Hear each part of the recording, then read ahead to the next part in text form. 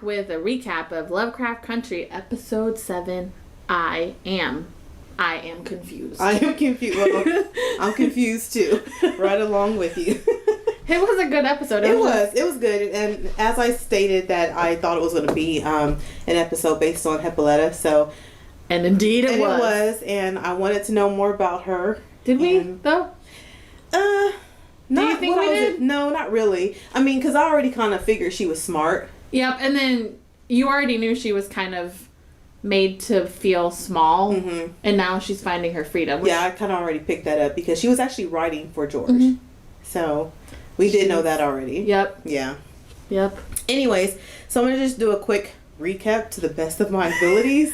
I will try to fill in. And I will, look, she's going to try and fill in because this one did kind of, it went kind of. Like, woo.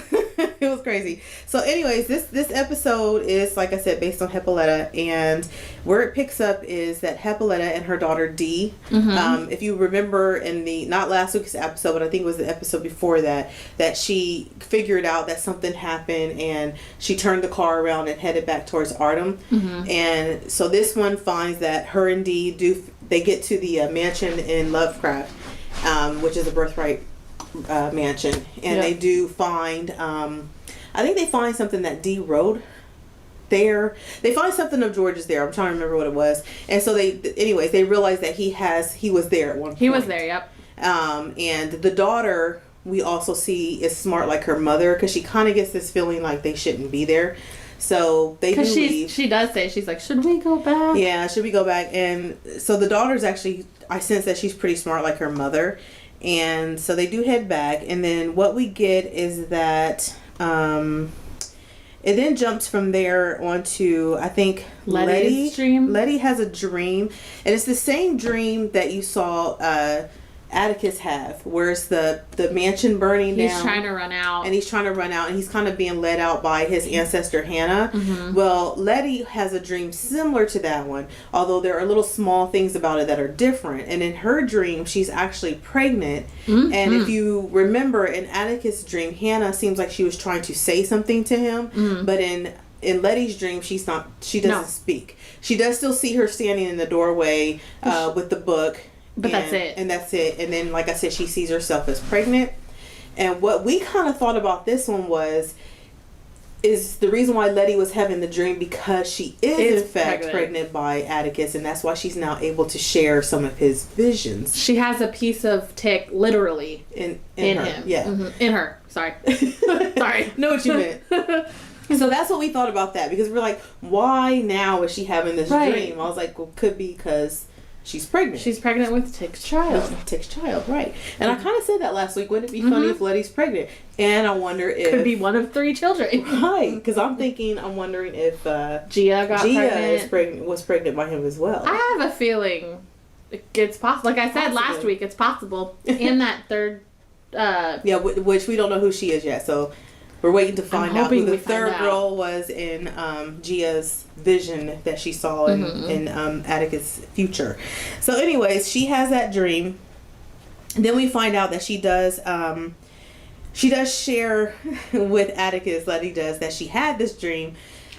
Which he's like, well, she didn't share it right away. She actually mentioned that she saw Hannah standing in the doorway. Yeah. And then Atticus was like, how did you know she was in the doorway? How do you know that? So then that's when she shares that she had this dream, and he tells her he had the same dream, but she does not tell him that she was pregnant in the dream. She leaves that part out. But girl, you're leaving an important part out of the dream. Yeah, she leaves that part out. And we also see that Montrose we're at Montrose's house, and Sammy, his lover, looks like they probably stayed the night. Yeah. And well, because it was a big deal to Sammy because Montrose is like, you're making breakfast, and right.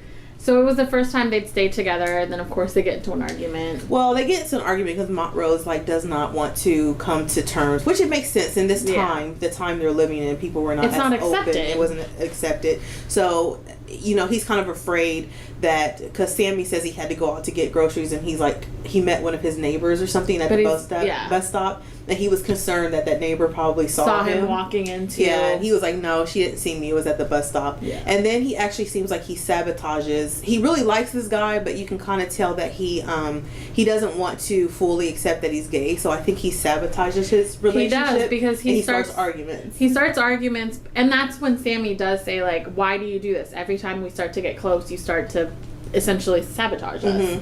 And then that's when... Yeah, he started complaining about everything he made. The food, the bacon, the grits, everything. And he was just like, he tried to do something nice. The coffee was too sweet. He didn't even taste it. He was like, what next? You're going to say something about the coffee? It's too sweet. Yeah. So, yeah, Montrose he's having some issues dealing with that side of himself. And then that leads into... Atticus and Leti actually are coming there to see Montrose, and that's when they see Sammy coming out of the apartment. And then we see that Atticus feels some type of way about this, but for me, I don't think that what he's feeling is anger that his father is gay, but that his father abused him growing up and used, I guess, you always have to be tough. You always have to be tough and masculine, and and yet he's hiding the fact that he himself has like gay feelings, and so I think that's really what he was upset about. That he always tried. He beat Tick up to be manly, to be this, but then here you are. So I think it was just bringing back some resentment from Tick because or even like. I think Tick was also upset because if you remember, he asked him, did his mother know? So it could be also like a thing like, did you even love my mother, or was she like your beard, basically, like your cover, like for you to pretend like you were straight when you were really not? Because I think that made him more upset when Montrose said, yes, your mom knew. That's when he like stormed out. Yeah. So I think you're right. Yeah, could be right on that one. So that's interesting. So back to Hippolyta, the star of this episode. So what we figure out is we found out the name of that thing because I could not think of it I knew it was like I knew what it was, but I couldn't the figure solar it out. system. Well, it is a solar system and the pendulum thing going on, but it's called an Ori. And she was trying to figure out how to get it working, and basically I guess in her frustration I think she knocked it over or something, and then she realizes that the planets have to be on their actual tilt. Their axis was off, and so she aligns that up, and then she gets it working, and then that's when the top part that represents I think the sun, it opens, and there's a key, and there were like coordinates inside of it. Yep. And then she takes the key, doesn't she? She takes the key out, and then she sets off to follow wherever these coordinates are leading her to.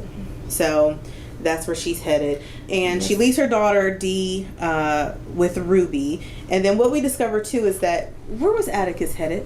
Oh, Atticus finds out that his mother has a cousin that survived the Tulsa, Oklahoma riots. So he goes off to visit. He goes off to visit her, and initially Leti was going to go with him, but then she realizes she has things unresolved with her sister, so she decides to stay and make up and apologize for lying to her sister about where the money came from, but she still doesn't know yet that it really did come from her mother. It actually came from Christina for the house. So does Ruby know that came from Christina?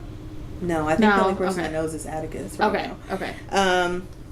So she apologizes to her cousin, and like I said, Hippolyta sets off to go on to find wherever these coordinates are taking her, and she leaves her daughter Dee in Ruby's care. So her daughter Dee is staying with Ruby, and she's off to discover whatever that is, and this leads her to an observatory, and that was in, I think it was Mayfield, Kansas. Yeah, they went to Kansas. She gets there, and there's kind of like this machine, and she tries to turn it on, but it doesn't work. Nope. So I think she has to figure out some type of calculation, and this I kind of like. Well, you know what, before we even get there, let me say that this show actually does a lot of things where they actually put historical figures in the show, because on her drive there's a black female motorcyclist that passes her, and that person is actually based on a real person, and I think her name was Betsy Stringfield. And what she was an American motorcyclist, and she was the first African American to ride across the United States solo. and she was also a dispatch writer for the United States Army during World War II. So very interesting that they put these little tidbits in the show that I find very interesting. They try to do the fictional stuff with the real. It ties back in some type of way. So I think it's cool. Cause it is cool. It's not all fantasy. And a lot of the shows, they actually mention Tulsa. So I think that's going to play an important part because we've heard that mentioned quite a few times now. Ever since episode 1, I think it's been mentioned. Yeah, it has. So I'm sorry. So that was before she actually got to the observatory in Kansas. And then that leads us to... they also kind of pay a little tribute to when she's trying to figure out the calculations on the machine. Like, you can tell she's smart and all these figures are going around. And that was immediately what I thought was like... I was like, hidden figures! I was like, that's cool, hidden figures. So she finally does figure it out, and she gets the machine working. And that's when 2 cops come in, and we find out, okay, so... If you guys remember from the previous episode, there's a Captain Lancaster, I think his name was, and he's that guy that looks like he's wearing like a black. He's wearing a black guy's skin on his body. It looks like it was like from like sewn, from here down, it's sewn on or something to his body. He's having this observatory watched. So 2 cops actually walk in on her. She did get a chance to turn the machine on, but they walk in, and you can kind of see in the background that it looks like some type of dimension or portal is being opened behind them. And it actually does and you can see like it's shifting through locations too because it changes, like the scenery changes. So it's like I don't really know what. Like, is it going through dimensions? I think it's going through dimension and not time. I don't think it's time. But you know what? I wonder if they're like exploring like this parallel universe or like the multiverse. I don't know what that thing is doing. That's it's not. I'm kind of confused because I don't know where the tunnel's opening. Right. Because it does little flashes, but I don't think it's time. It's dimension. No, I don't think it's going through time. I think it's dimensions too. Yeah. In different universes, like different. Yeah. Possibly. Because I'm thinking that's what happened. Well, when we go in later, you'll find, like, the little... Yeah. So, anyways, the cops come in, they attack her, and then we find out... Before she got there, Leti actually discovers that Hippolyta was able to...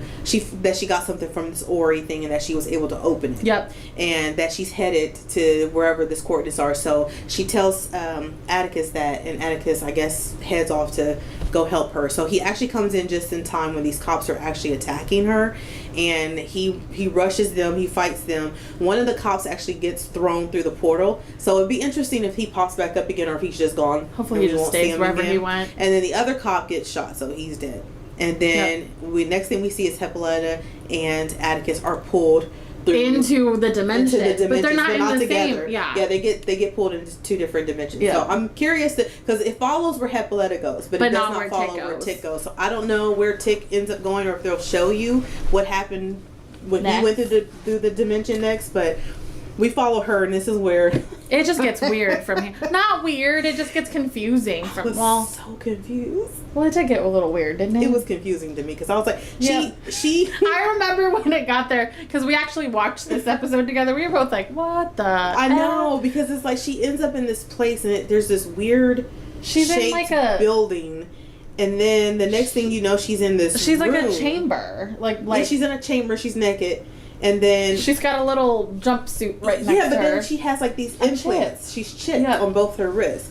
And then we see, which I don't know what this being was supposed to be, if it's like just someone that took the form of a black woman, but it's a huge, like a giant, and she takes this form, and then she tells Hippolyta, because she's like, let me out of here, and she keeps telling her that she's not a prisoner. She's not a prisoner, you can be whatever you want to be. Yeah, you can be whatever you want to be, and then when she asks her what she is, she just says that I am.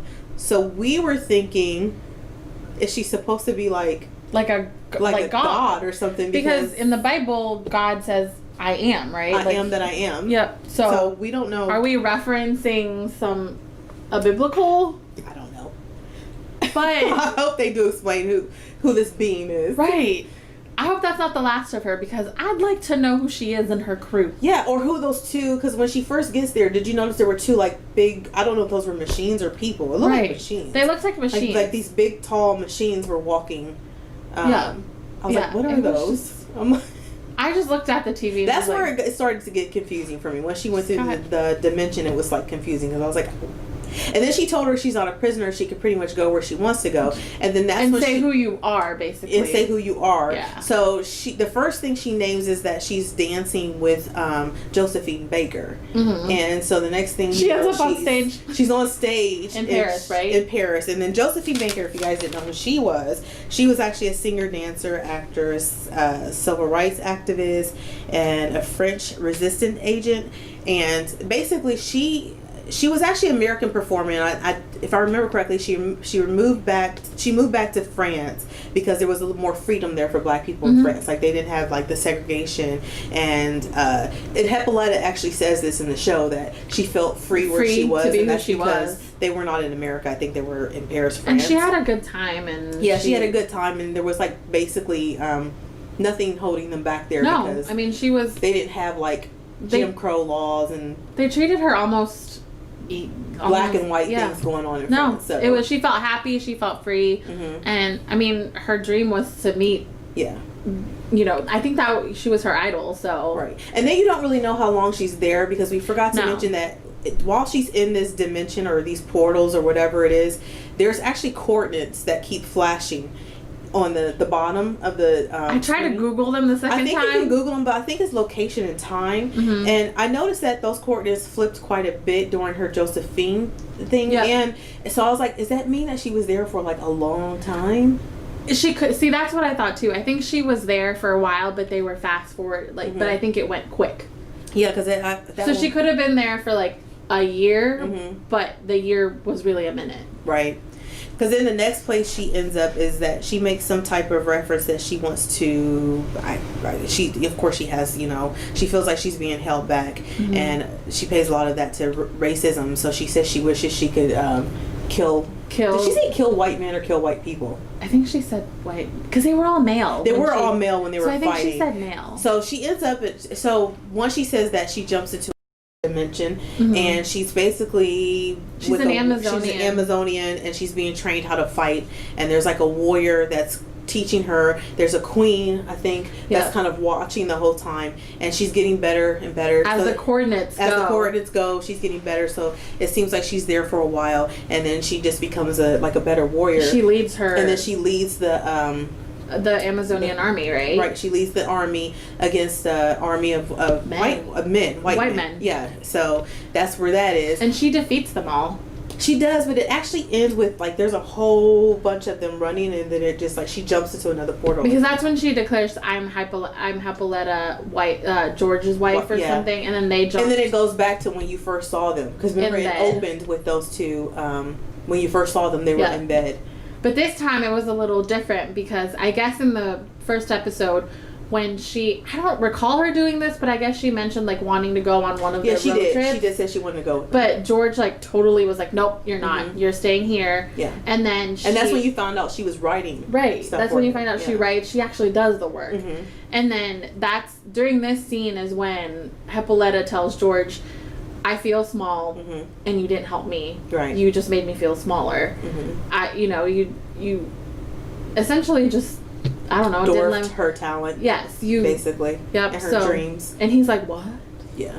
But he actually kind of apologized. He did. He didn't realize. I don't think he realized that he was doing it. Which is kind of weird, because do you think that's actually, because you remember when he asked her like, is this real? Like, right. Yeah. Like. So I'm wondering if it's like not.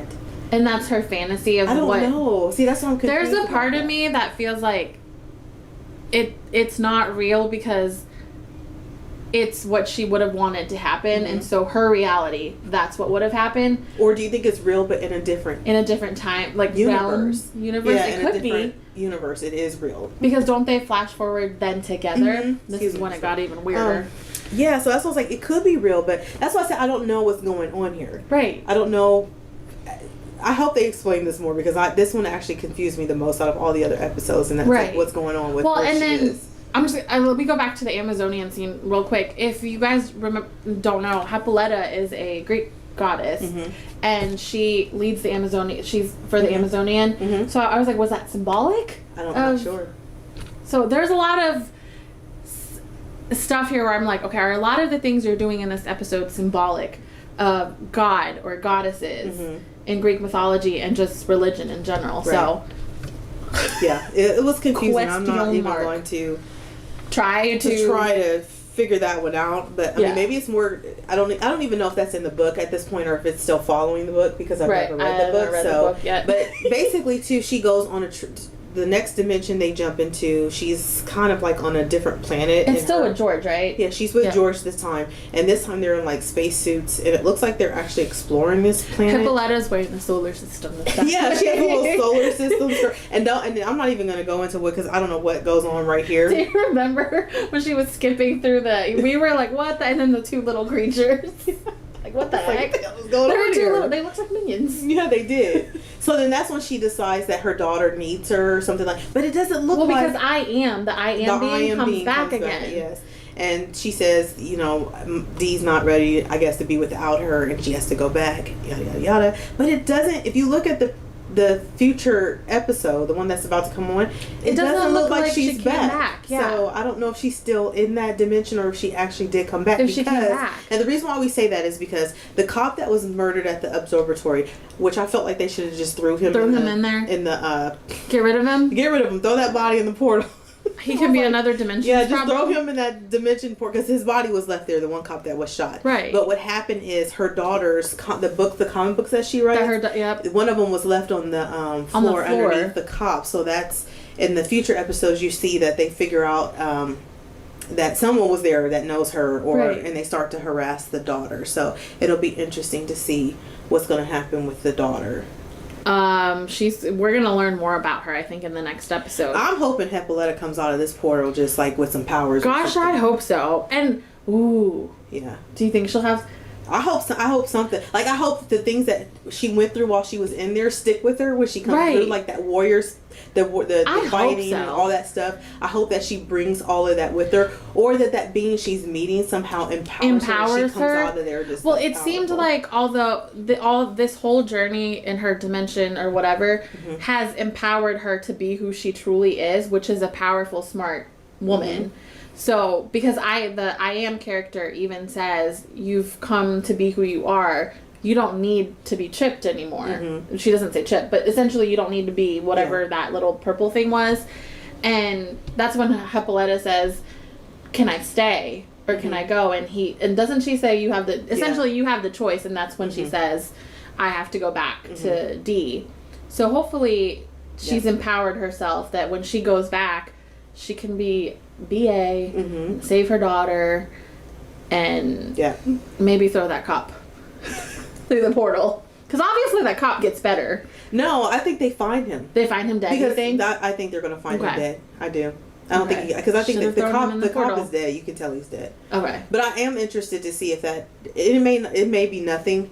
He may have just been thrown through the portal and we don't see any more of him, but I don't know if because there was another person that went through that portal. Mm-hmm. So I wonder if he'll kick back out too. Like how Tick and Tick does kick back out. This episode doesn't tell you what happened to Tick when he went through the portal, but he does come back through the portal holding a copy of Lovecraft Country written by George Freeman, which we all know probably is Hippolyta because she writes for him, but I don't understand what that was all about. So is the whatever dimension Tick was in, was that futuristic, and is that foreshadowing? But see, I don't think they're going through time. Yeah, I don't think it's time jumping. It's just confusing. I think it's just different. Like dimensions. Different dimensions. So maybe in that dimension, Lovecraft was written. Yeah. So it's like, how did? Because I didn't get time travel from it. No. So I could be wrong though, guys. Tell me if I'm wrong. Maybe it was time travel. But I thought they were just jumping through. They were jumping through dimensions or parallel universes, or like there's a multiple universes or something that they were going through. I don't know. I think they were, and I think it's just in that world, time was whatever it was. It was just weird. It was. I don't know how he got that book. Or maybe in that world, they wrote a story that they so happen to be living, right? Which is weird. Like you know how like you could be. You know what I kind of think it reminds you of? You maybe never seen this movie, but there was a movie called Never Ending Story. I saw that. And the boy is actually reading a book, and then in a certain part in the movie, she goes, we were with him when he ran from the kids in the store and blah, blah, blah, blah. And basically he was reading the whole book. And in the book, she starts to talk about him. And he's like, are they talking about me? Right. Yeah. And so I wonder if that's I'm wondering, like, if he'll get this book and he'll read it and he'll be like, wait a minute. That's me. This is us. And then he can predict what's going on. Let us know what you guys think. That's what I'm thinking. Okay, guys. So short and sweet. Did I miss anything? No, because that's where it ends. It ends there, yeah. Tick jumps out of the portal with the book, and they zoom to that, and then they zoom over to the cop with Dee's comic. So, dun dun dun. No, that's it. Okay, guys. So we don't want to make this too long. We'll be back next week with what? Episode 8. Yes. I forget what it's titled, but it's episode 8. Episode 8. And we got 3 more to go. And it will wrap up season 1. I hope it makes sense. Of this wild and crazy show. Right? I mean, it's a great show. It is a great show. And I said, I do like that they throw in historical figures. Or that even, a lot of people have probably never even heard about. Or even if, like, it still references some kind of point in history, like Tulsa. Yeah. So... Or even in episode 1, the white on the wall and whatnot was referenced. The White House. Yep. Yep. So hope you guys enjoyed this episode. We did. I mean, I enjoyed it. It was just interesting. It was. So word of the day: interesting. Interesting. So what? So let us know what you guys think. Sorry, brain fart. Let us know what you guys think. Maybe I am. So let us know what you guys think. Like, comment, and subscribe. And we're looking forward to episode 8. Oh, for sure. Bye, guys. Bye.